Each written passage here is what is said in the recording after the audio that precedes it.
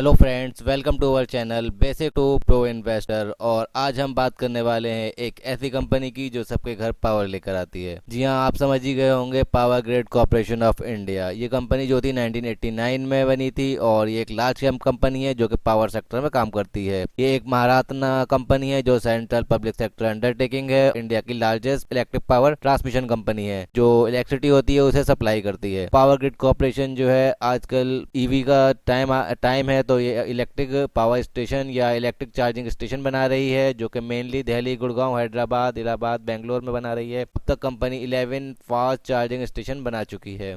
Power grid corporation जो mainly engage है वो है पावर ट्रांसमिशन के सेक्टर में और टेलीकॉम एंड कंसल्टेंसी सर्विसेज। जो कंसल्टेंसी सर्विसेज हैं वो आउट ऑफ इंडिया यानी 21 कंट्रीज में भी ये कंपनी देती है।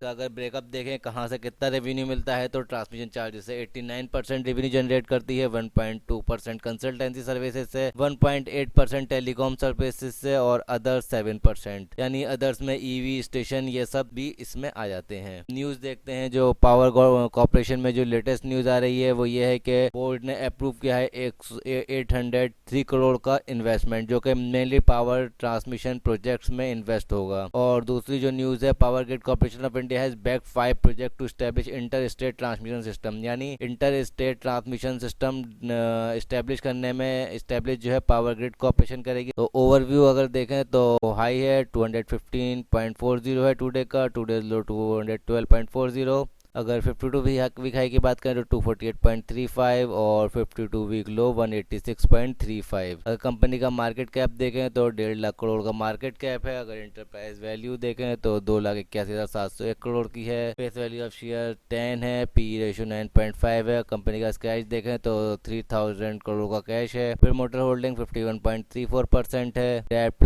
1,34,665 है जो कि काफी अच्छा डेप्ट है, पर जो कंपनी है वो सेंट्रल गवर्नमेंट टेकिंग है, डेट उनके पास रहता है। अगर सेल्स ग्रोथ देखें तो 6.01% सेल्स ग्रोथ है। प्रॉफिट ग्रोथ की बात करें तो 43.21% प्रॉफिट ग्रोथ है। और अगर कैश साइकिल देखें तो 92.75 डेज की कैश साइकिल है। तो अगर इसका पीयर्स देखें और इस सेक्टर में जो कंपनियां हैं वो कौन कौन सी हैं, एनटीपीसी भी इसी सेक्टर में है, अडानी ट्रांसमिशन आती है, अडानी ग्रीन आती है, टाटा पावर आती है, अडानी पावर आती है, एनएचपीसी आती है। और अगर मार्केट कैप देखा जाए सबसे ज़्यादा मार्केट कैप जो है पावर ग्रिड कॉर्पोरेशन का ही है।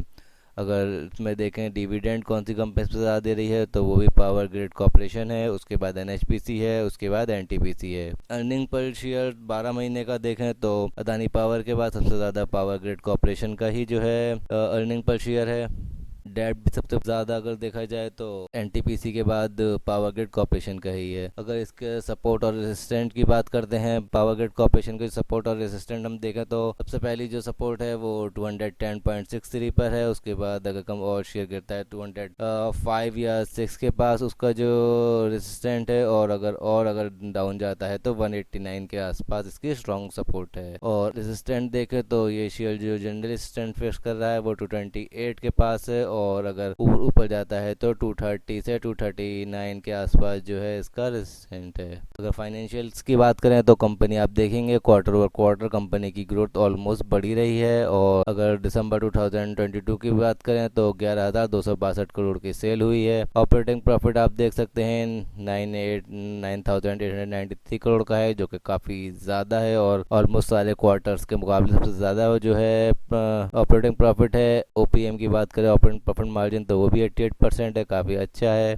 नेट प्रॉफिट देखें तो 3,645 का नेट प्रॉफिट है। और अर्निंग पर शेयर अगर देखते हैं लास्ट दिसंबर क्वार्टर की तो 5.23 है। अगर प्रमोटर्स की होल्डिंग की बात करें तो 51.35% जो है प्रमोटर्स होल्डिंग है। कंपनी ने कोई भी शेयर अपना प्लेज नहीं किया है। एफएफआई ने अपना इन्वेस्टमेंट इसमें बढ़ाया है। डीआई ने 1.06% अपना इन्वेस्टमेंट लास्ट क्वार्टर के मुकाबले कम किया है। म्यूचुअल फंड ने भी इसमें अच्छा खासा इन्वेस्ट कर रखा है और उन्होंने अपना इन्वेस्टमेंट लास्ट क्वार्टर के मुकाबले 0.15% बढ़ाया है। अगर एनालिस्ट का रिकमेंडेशन देखें तो स्ट्रॉन्ग बाई और होल्ड का ही रिकमेंडेशन है। सेल और स्ट्रॉन्ग सेल का रिकमेंडेशन कोई नहीं दे रहा लास्ट वीक से। अगर डिविडेंड की बात करें तो कंपनी ने इसी मंथ 5 रुपीज़ पर शेयर का इंटरिम डिविडेंड दिया है। उससे पहले 5 रुपीज़ पर शेयर का लास्ट नवंबर में डिविडेंड दिया था। तो कंपनी ऑलमोस्ट 5 रुपीज़ के आसपास ही डिविडेंड पे करती है। अगर इसके टारगेट की बात करें तो एमके ग्लोबल फाइनेंशियल इंस्टीट्यूशन ने 250 का टारगेट दिया है। और अगर आईसीआईसी डायरेक्ट की बात करें तो उसका 230 का टारगेट है और होल्ड करने की सलाह है। Thank you. Please like, subscribe, share and don't forget to press bell icon for future updates.